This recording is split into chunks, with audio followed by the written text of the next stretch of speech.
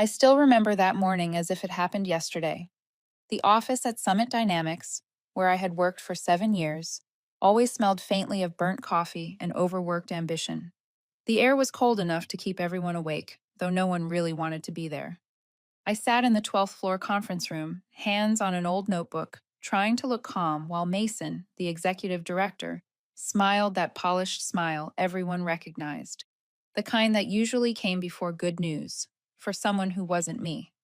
First of all, Mason began, voice smooth like a rehearsed speech, I want to thank everyone for giving your best this quarter, especially the data analytics team. You saved the Helix Tech project from falling behind. And now I'm pleased to announce the new senior data strategist. I didn't feel excitement anymore, just quiet expectation. Riley Summers, he said. The room burst into applause. Riley, who had been with the company for less than a year, smiled brightly, as if this were the well-earned climax of a hard-fought journey. I just sat there, feeling the blood in my veins slow to a crawl. The 11th time. I wasn't mistaken. I'd written down every one of them in this notebook. 11 rejections. 11 empty promises of just a little more effort. 11 rotations between hope and disappointment. Mason turned to me, trying to add a touch of humanity to the same old script. Harper, don't think your contributions go unnoticed. You're always on the list of potential promotions for next quarter. I nodded, automatic, emotionless. I had heard that exact line, word for word, 10 times before. When the meeting ended, I gathered my notebook, ready to slip out quietly, when Riley walked up, latte in hand, head tilted. Hey, Harper, I hope you're not too upset. You know how these things go.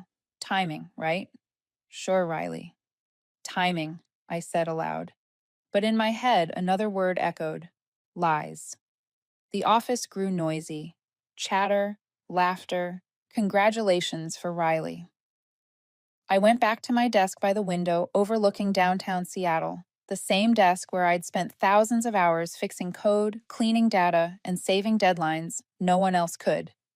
The Helix Tech project spreadsheet still glowed on my screen, the same project I had salvaged from collapse when the system crashed. Riley didn't even know the syntax I'd used to fix it. I stared at the monitor, not angry, just hollow. Around 2 in the afternoon, Mason messaged me to stop by his office. I knew the scene by heart. He'd offer polite words meant to sound comforting, a performance of appreciation without reward. His office was spacious, with glass walls overlooking the city. I sat in a swivel chair slightly lower than his desk, a small detail, but enough to tell me everything. Harper, I know this might be disappointing, but Riley showed the kind of initiative we're looking for in leadership.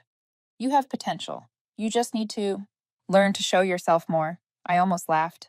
I was the one who presented most of the technical strategies in the major meetings, and every single time he cut me off to summarize my points. Now he wanted to teach me how to express myself. Got it, Mason, I said quietly. I'll work on that. I stood before he could say another word. By late afternoon, rain began to fall. That steady, weary kind of rain Seattle was known for, like the whole city was sighing. I sat in my car, hands resting on the steering wheel, watching people flow in and out of the building. Riley came out with Mason, laughing, holding a bouquet someone had handed her. I didn't cry. I didn't yell. I just listened to the rain tapping the windshield and realized something simple. I'd spent too long waiting for someone else to acknowledge my worth. I unlocked my phone, opened a new note, and typed the first line, Plan B, freedom. I looked at the words for a long time. For the first time in years, I didn't feel numb anymore. If they didn't want me to rise, I'd walk out instead. And when I did, they'd finally understand what had been holding their entire system together all along. I started the car. The streetlights reflected off the wet glass. Seattle shimmered under the rain, and in my mind, everything became clear. The 11th rejection wasn't a failure, it was a beginning. That was the day I stopped asking for a seat at their table, because maybe it was time I built my own. I drove through the night with no destination in mind, just the need to get away from that building, the one that had swallowed 7 years of my life in spreadsheets, late night meetings, and the constant lie I told myself, just a little more effort and they'll finally see you. I took the winding streets of Queen Anne, where porch lights glowed amber and tilted rooftops made Seattle look a little less cold than usual. But nothing warm enough could reach the hollow growing inside me, the kind of emptiness that comes not from rejection, but from realizing I truly believed this time would be different. Because deep down, I still thought that if I worked hard enough, someone would eventually notice. When I finally got home, I dropped onto the couch in the dark. No lights, no music, just the sound of rain tapping against the window, and one question circling in my mind. What am I still trying for? My phone buzzed, breaking the quiet. A message from Casey, my best friend from college, who had worked at Summit for 8 months before realizing that place wasn't made for people who preferred competence over politics. She'd heard about Riley's promotion and sent a single text. Drink? 30 minutes later, we met at our usual bar on Capitol Hill, dim enough that no one needed to explain why their eyes were red. I told her everything. The 11th rejection, the excuses dressed up as constructive feedback, the nights I worked until 3 in the morning, the reports Mason presented as his own, the dashboards Riley asked me to fix before she got the credit. Casey didn't interrupt. She just listened, took a sip of her drink, and said what she always did. The truth, clean and sharp. You're stuck in a game you were never meant to win. I sat there, glass in hand, smiling faintly, while something inside me twisted. So what do I do, Case? Give up? She shook her head. No, don't give up. Just stop asking for permission. That sentence hit like a jolt of electricity. Stop asking for permission. Stop waiting for someone to nod before moving forward. Stop presenting, apologizing, and explaining in a game designed to keep you out. I didn't sleep that night. I stood up, grabbed the small whiteboard from my living room, the one I used to brainstorm project ideas. But this time, it wasn't for Summit. It was for me. Across the top, I wrote, what if I stopped playing by their rules? Then I drew 3 columns: what I bring, what they take, what I could build if I worked for myself. I started filling them in. They took my time, my ideas, my energy, my sleep. And in return, empty promises every quarter. A pat on the back for being indispensable, but not quite leadership material. A seat close enough to see the applause, but never to receive it. Then a question surfaced, sharp and bright as the first light after a storm. What if I spent the next 6 months working for myself? What if I poured the same intelligence, discipline, and precision into something that was mine? The next morning, I walked into the office as usual. But inside, something had shifted. I wasn't trying to be seen anymore. I was observing, studying, mapping my way out, like a strategist planning her escape from a maze she once tried to survive. Mason smiled when he passed me. Riley waved, her version of friendly. I smiled back. I'm good at pretending. They had no idea I'd stopped believing long ago. No idea there was already a plan forming. In the elevator, I caught my reflection in the metal wall. No longer the eyes of someone waiting for approval. The eyes of someone already walking out of the game. That afternoon, I opened the note on my phone, the one that read Plan B, Freedom. I deleted it, replaced it with 2 words, Project Nova, not a random name. In astronomy, a nova is a dying star that erupts into brilliance, burning brighter than ever before. I whispered it aloud, like a promise. No more waiting for chances to be handed to me. I'd make them myself. No more asking for a seat at their table. I'd build my own. And this time, I'd write the rules. They could reject me as many times as they wanted, but they would never get the chance to do it a 12th time. Ever since the day I named it Project Nova, something inside me started moving differently. I was still at the same desk on the 11th floor, still typing reports, still joining morning Zoom calls with clients on the East Coast. But something had shifted. I was no longer working for them. I was working for myself. When you stop working to be recognized and start working to leave, every move becomes deliberate. I began building a personal data vault, not company data, but mine. The processes I had designed, the automation scripts I had written, the documentation I had built, the incident workflows I had created for every major client. I called it the Knowledge Vault, a digital library encrypted and stored privately. I wasn't stealing anything. I was reclaiming what I'd built, the kind of knowledge that, if I walked out tomorrow, they wouldn't know how to function without. In meetings, I acted the same as always. When Riley asked me to check her dashboard for a new client, I helped. I even documented every fix, every patch I implemented to keep the project alive. Each PDF, each line of code was archived, gauche, not just for protection, but preparation. I started drawing what I called a dependency map, showing exactly which parts of the company's workflow still leaned entirely on me. From internal training guides to cross-department automation links, my fingerprints were everywhere. Every morning, I arrived earlier than usual. Sitting in the corner cafe beneath the building, I opened my laptop and refined my plans line by line. I made a list of what to learn next: pitching, LLC paperwork, budgeting, and personal branding. I didn't want to just leave. I wanted to leave right, quietly, cleanly, without bitterness, but with an absence big enough that they'd finally admit it. She was irreplaceable. I began reviewing every connection I'd built over 7 years. Which clients trusted me enough to call my personal number when a system crashed?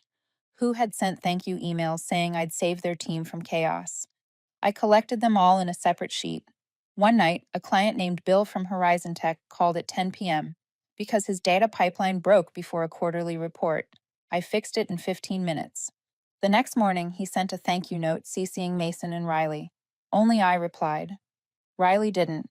Mason's entire response was, "Glad it's resolved." Resolved. Just that. I started trimming emotion. When Riley got picked to attend the San Francisco Tech Summit, something I used to dream about, I only smiled. When Mason said in the next meeting that our team's success is built on collaboration, I didn't even flinch. I no longer cared about seeing my name on the presentation slides, because soon the only slide with my name on it would be the one introducing my own company. At night, instead of staying late, I went home early. I learned how to build a pitch deck. I read legal guides on registering soy business. I opened a separate bank account and began saving every small amount I could. I set coffee meetings with ex-colleagues who'd already left Summit under the pretense of catching up. But really, I was mapping exits. The more I prepared, the more I realized I didn't need rescuing. I just needed a solid plan and enough faith to walk myself out. One afternoon in March, sunlight streamed through the glass wall and hit my laptop screen. I looked at my Nova roadmap and realized I was already a third of the way through. I rested my fingers on the trackpad and added one final line to the plan. You don't need anyone to notice you're the best, as long as you know it and you're quietly using that brilliance to build something that lasts longer than praise. They still had no idea what was coming, and I was still smiling, quietly. When you've been quietly planning for nearly 2 months, there comes a strange moment. The moment you realize you've crossed the line between preparing and building. No more lists, no more half-finished notes, just action, real time, real money, real risk. I felt that moment on a Saturday morning, sitting in my small kitchen, a cold cup of coffee on the table, my laptop screen glowing with a single line of text. Nova Insight Consulting, Formation Application. One click. I took a deep breath and hit submit. In that moment, I didn't feel fear. I felt light. My name now belonged to something real, a company, a beginning. In the weeks that followed, I lived two lives: Summit by day, Nova by night, and weekend. I used every skill I had ever learned to turn Nova from a name on paper into something tangible. I designed the logo myself, simple, no bright colors, just three intersecting lines forming a star, representing the three values I wanted at its core: clarity, integrity, and independence. I bought the domain, built the website with the same tools I used for client projects, only this time it was for me. Every line of copy, every section of that homepage felt like I was speaking to my old self, the version of me who didn't know there was another option besides endurance. I didn't need an office yet. I rented a small co-working space in Fremont, quiet, filled with plants and natural light. One desk, one chair, one place to breathe as myself. Meanwhile, I began reconnecting with people I trusted. Not fake networking, not business cards at conferences, real coffee, real conversations.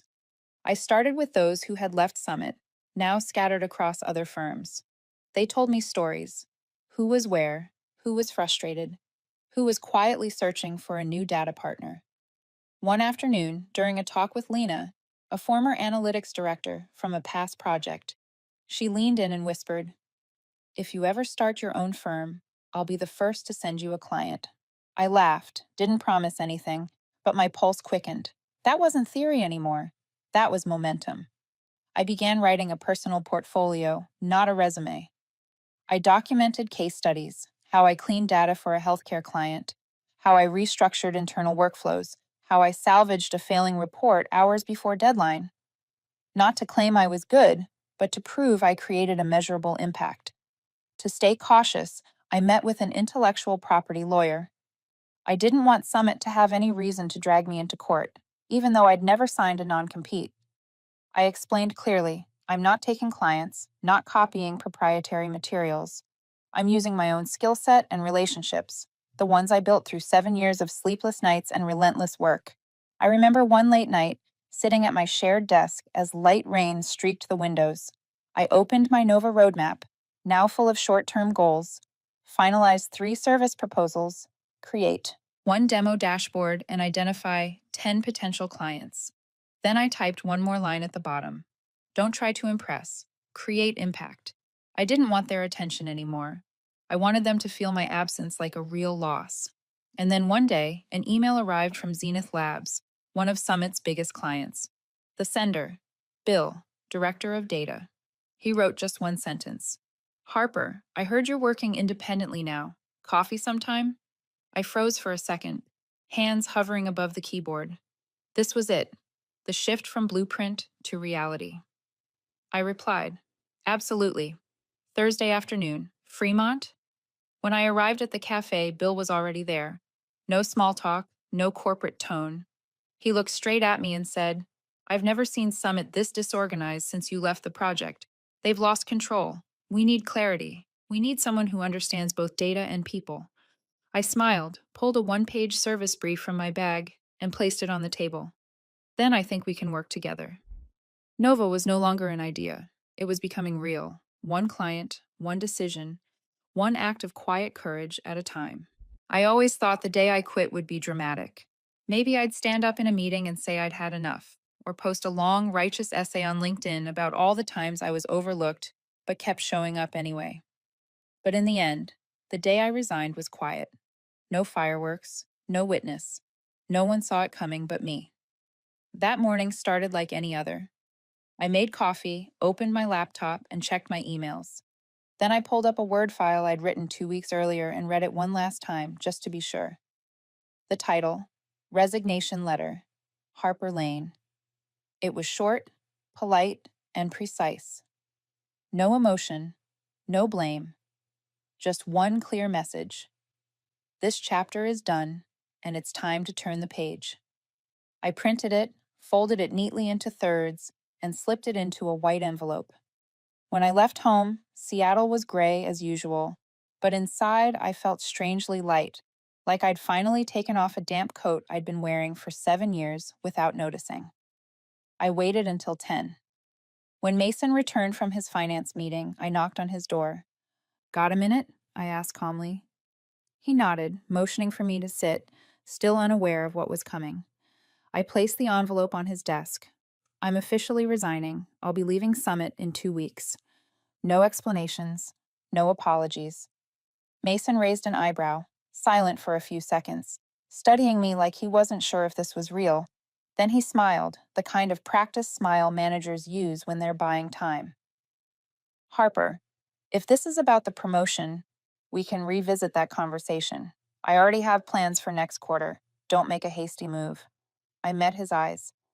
"It's not about the promotion, and it's not hasty.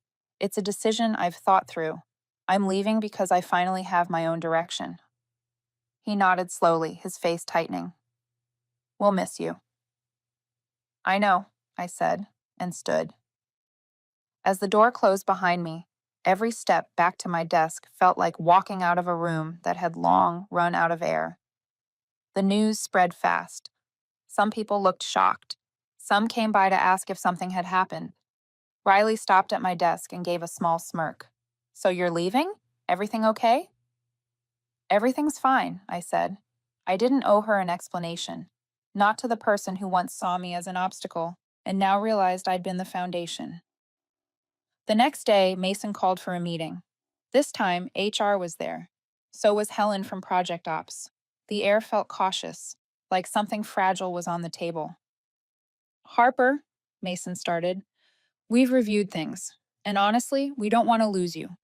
We're ready to offer you the senior strategist role with a 20% raise." I wasn't surprised. I'd seen it coming, but instead of feeling triumphant, I felt detached. "I appreciate the offer," I said, "but I already have other plans. This time, I'm not chasing recognition. I'm choosing freedom." Mason's tone hardened. "Harper, this isn't about emotions. We're talking about opportunity. You're turning down a solid career path." I kept my gaze steady.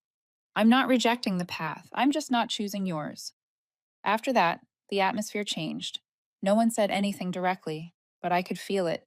The cautious glances, the hushed talks that stopped when I entered a room. Mason barely spoke to me. Riley was suddenly professional, maybe realizing how much she didn't know, and how many questions in the next 2 weeks only I could answer. I spent my last days finishing the handover, not because they asked, but because I wanted to leave clean. I wrote documentation, organized systems, and detailed every process. I made sure I walked out standing tall, no mess, no bitterness. One afternoon, I stood on the 11th floor balcony, looking at the office I'd once stayed late in, the place that had seen every rejection, every quiet breakdown. Now, it all looked smaller. Not because the company had changed, but because I had outgrown it. On my final Monday, I walked in with a small box, a few notebooks, a cactus, and a coffee mug that said, "Let data speak." I didn't need much. As I stepped out of the elevator, Mason was waiting in the hall. "Still going through with it?" he asked quietly. I nodded. "You'll regret this," he said. I smiled. I already regretted staying too long. Not anymore. I didn't need applause. I just needed to leave with peace and purpose. And that's exactly what I did. I never went back to Summit after that last day. I didn't look up at the building one more time. I didn't need to. I'd left with everything that mattered: dignity, clarity, and a company that carried my own name. I figured they'd keep their composure for the first few weeks. Mason would hold a few meetings to boost morale. Riley would pretend she wasn't affected. They'd probably send out an internal email thanking me for my years of contribution, and then life at Summit would move on as if I'd never existed. At least that's what they thought. What they didn't understand was this: I wasn't just an employee who left. I was part of the structure holding their system together. The first sign came faster than I expected. A week after I left, I got a text from Ethan, one of the junior data engineers who used to be on my team. "Harper, they can't access the Helix quarterly forecast pipeline." Riley's panicking.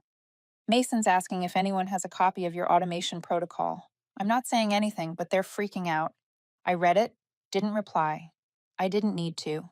This was the natural consequence of treating the person who built the system as if they were disposable. By week 2, Casey texted me at noon. "Rumor is, clients are getting restless. No one understands the reports the way you did.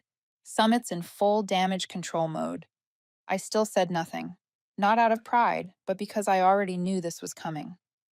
I'd seen it in every meeting where people assumed my work was just data analysis. They didn't see me up at 2 a.m. debugging failed scripts. They didn't see me fixing broken APIs mid-client call or rewriting report logic so it wouldn't collapse under load. And now that I was gone, everything automated suddenly stopped working.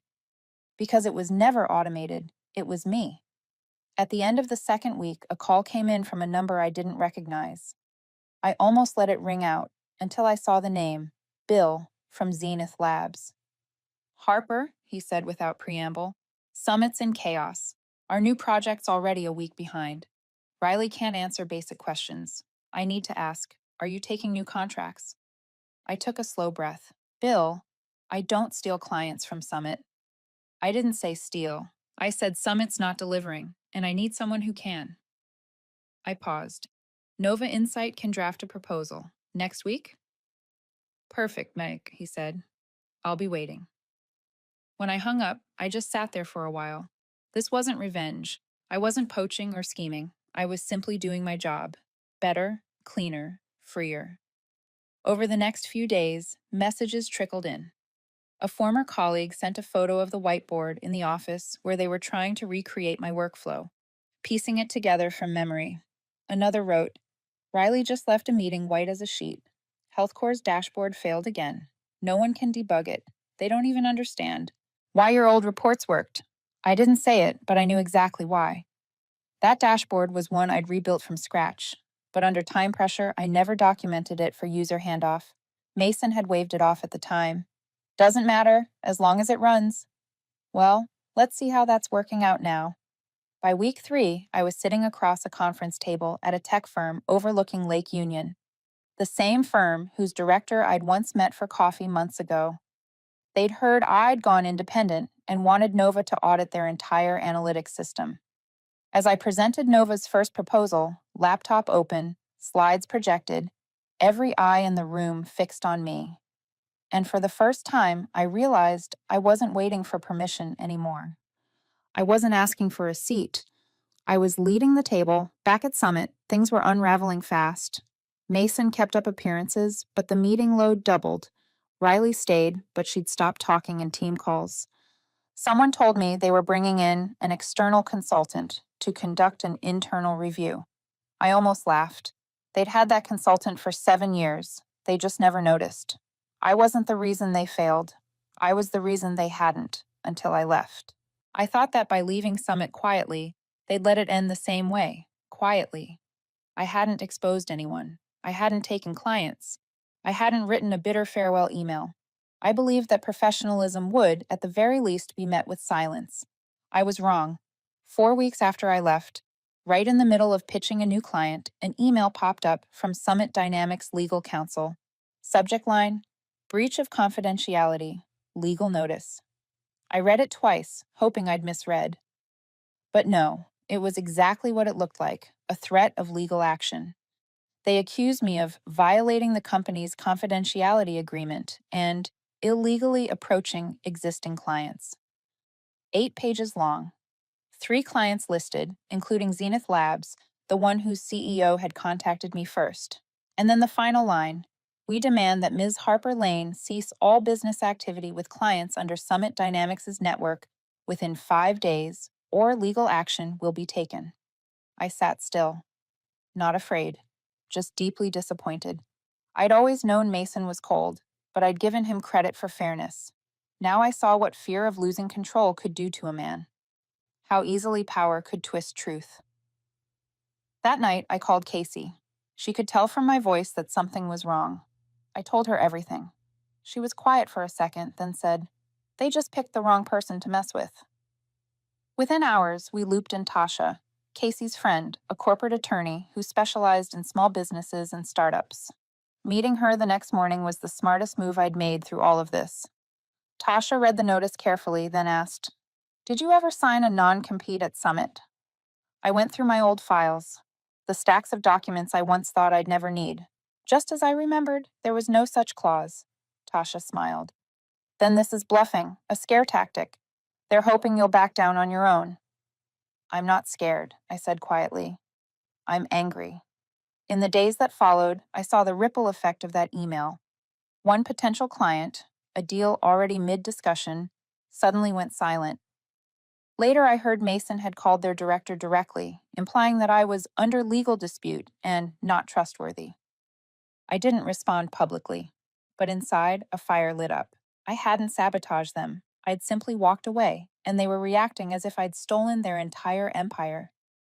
Then something unexpected happened. One evening, while I was at Nova's office, Tasha walked in holding a small USB drive, her expression serious. "You should see this," she said.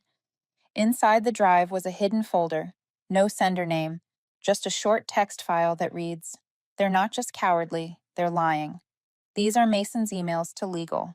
We opened them one by one. The first was from Mason himself, sent the week before. Subject: Need leverage. She's becoming a real threat. The body made everything clear.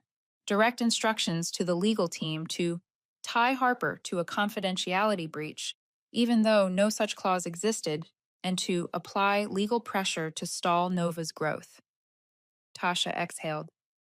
This is solid evidence. I sat there, stunned but not surprised. They'd chosen to play dirty, and worse, they'd been predictable about it. Tasha's tone shifted. I'm not just replying to this. I'm sending it straight to the Industry Ethics Board, and if necessary, we go public. I nodded, feeling the weight lift, not because I'd already won, but because this time I wasn't fighting alone. 3 days later, Summit withdrew the complaint. No apology, no clarification. Just silence, the kind they should have chosen in the first place. But Tasha didn't stop there. She filed a formal grievance with the Tech Industry Association, where Summit held membership. A week later, I was invited to speak at a small panel on professional freedom in the data industry. It was the first time I told my story, not out of bitterness, but as proof. Proof that you can walk away without bowing your head.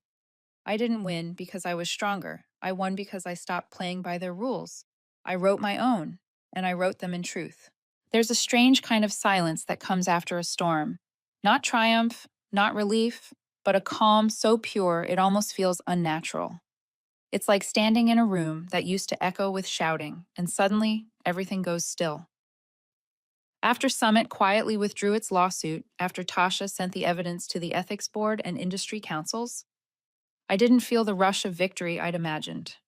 What I felt instead was clarity. The game had changed, permanently. I wasn't the woman who won a legal battle. I was the woman who stood up. And in the corporate world, especially for women, that's no small thing. The emails started coming in. Not the cautious kind asking, "Are you still active?" but direct ones. "We'd like to work with Nova. Can you re-engineer our entire data system? Does Nova handle full-scale deployments?" Even people I used to pass in Summit's hallways, the ones who never made eye contact, were now messaging me on LinkedIn. "I've been following your story. Thank you for doing what so many of us only dream about." I was never the type who wanted attention. I'd always been the one in the background, the person who made things work. But somehow I had become something larger than data and dashboards. I'd become proof that you can walk away and still win. Nova Insight entered its first real growth phase. My first hire was Juno, a young analyst who'd interned at Summit but never got a full-time offer despite her clear skill. I didn't need to ask much. The way she handled a messy data set without hesitation told me everything. She was my younger self, just earlier in the story. Then came the second hire, a systems engineer who left a big firm, worn out by bureaucracy. Then a consultant from my healthcare days. Each person who joined Nova carried a version of my past, overlooked once, underestimated often, but ready to build something honest. We didn't have a fancy office, just a shared workspace, a good cloud system, and late-night Zoom calls filled with ideas. But we had something Summit never did: trust and transparency. One weekend evening, I got a call from someone I didn't expect: Ethan, the data engineer who had sent me the USB with Mason's internal emails. He wanted to meet for coffee near South Lake Union. He looked different when he arrived: relaxed, unarmored, like someone who'd finally exhaled. "Harper," he said after the small talk, "I didn't send those emails just to help you. I sent them to help myself." I stayed quiet. "For years, I watched you hold that system together. I watched them use you. And I stayed silent, like everyone else. But when they tried to sue you for something you didn't do, I realized if I stayed quiet again, I'd be part of it." I said softly, "Thank you for not staying silent forever." He smiled faintly.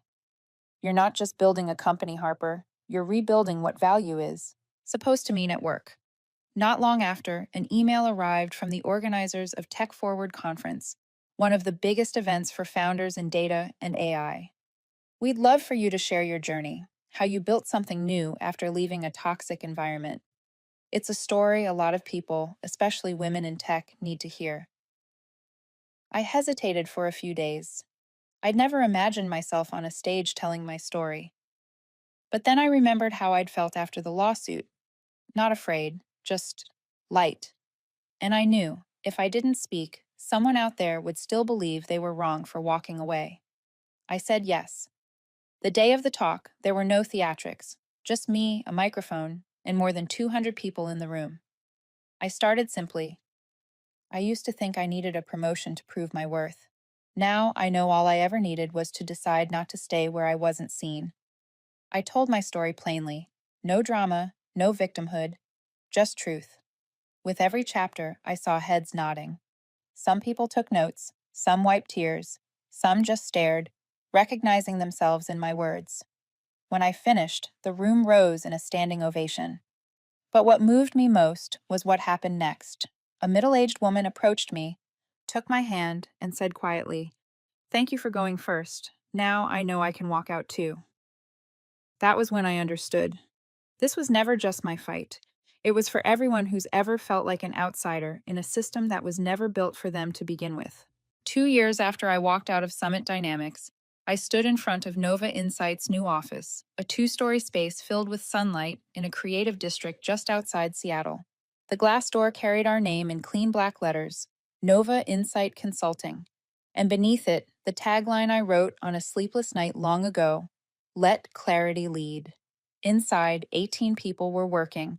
No time tracking, no micromanagement, no performance quotas. Yet everything ran smoothly. No, it soared. I no longer worked 60-hour weeks. I didn't stay up fixing other people's mistakes. I led strategy. I mentored. I built a version of consulting that didn't demand exhaustion as proof of loyalty or titles as proof of worth. Casey was now head of business development. She could turn a small talk over coffee into a six-figure contract. Juno, once a rejected intern, was leading our analytics team and had just been invited to speak at a healthcare data conference. And Ethan, the one who helped me stand through Summit's storm, was now our director of operations. Nova, he once told me, is the first place I've ever worked where I can just do my job without pretending to care about office politics. We weren't just coworkers. We were a new generation of people once crushed by the old system, now building our own. A system with room for difference, for integrity, for success, that doesn't demand self-erasure. One spring morning, a message popped up on my LinkedIn. Sender, Riley Summers. Just one line. Can we meet? I need an honest conversation. I hesitated. Part of me still remembered her smirk after that 11th promotion. But I've never been someone who holds grudges. I hold standards. And if someone knocks with sincerity, I'll open the door as long as they walk in as themselves. We met at a cafe in Fremont. Riley looked different, no heavy makeup, no polished confidence. Just a woman who looked tired. "I'm sorry," she said the moment she sat down. "For everything, for how I treated you, for staying silent when I knew you were being cornered, and for seeing you as a threat." I said nothing. I let her speak. She told me that after I left, she was pushed into the very seat she'd once envied, only to find it was a trap. Watched, overburdened, undersupported. "I thought promotion was a reward," she said softly. "Turns out it was the cage." At the end, she looked at me and asked quietly, "Does Nova have room for someone who once chose wrong?" I studied her face and saw something I once had too, the desire to start over, not to rise higher, but to be right this time. "Send me your resume," I said. "No fluff, just truth." 6 months later, Riley was Nova's client director. Not because I wanted to redeem her, but because I believe something deeply. Sometimes the ones who've gone astray become the best guides if they've learned from the journey. And she proved it, brilliantly, every time I watched her. Handle a demanding client with calm and grace. I knew forgiveness, too, can restore justice, not through vengeance, but through a second chance given at the right time. As for Summit Dynamics, they're still around, but only as a shadow. A year after I left, Mason was replaced. Helen resigned. Riley was the last of the old guard to walk out of that building, and the only one brave enough to say, I was wrong. I heard Summit downsized, lost 40% of their core clients, and started partnering with smaller firms just to stay afloat. Their legal department even emailed me once about a strategic collaboration. I didn't reply, not out of pride, but because I'd gone too far forward to ever look back for permission again. One autumn evening, I stood before the Nova team at our annual review. We'd tripled our first year revenue. We had clients across 7 states. But what made me proud wasn't the numbers. It was this. Everyone in that room had a voice. No one had to prove they deserved to be heard. No one got interrupted mid-sentence. No one's success existed at the expense of someone else's silence. After the meeting, I stepped out to the balcony. The wind was cool. Seattle, for once, wasn't raining. I closed my eyes and thought of that old version of me, the woman sitting alone in her car, gripping a resignation letter, heart pounding like a drum. The woman who wondered if she was destroying everything. If I could go back, I'd tell her, you're not destroying anything, Harper. You're rebuilding. Not just for yourself, but for everyone who will come after you. Freedom doesn't begin the day you leave something broken. It begins the day you believe you deserve something better. And sometimes, the only way to find it is to build it from scratch. If you've listened this far, thank you. I don't know where you are in your own story. Maybe you're still sitting in that parking garage somewhere, holding your resignation letter, wondering if you're doing the right thing. If so, I hope this story reminds you, you're not alone. You're not wrong for wanting to be seen, and you don't need permission to walk away. If any part of this story spoke to you, leave a comment below. I read every single one. Tell me where you are on your journey, whether it's your first step or your halfway point. And if you want to keep hearing real stories about real people who walked out of unfair systems to build something better, don't forget to hit subscribe, because maybe the next story you need to hear is the one waiting in the next video.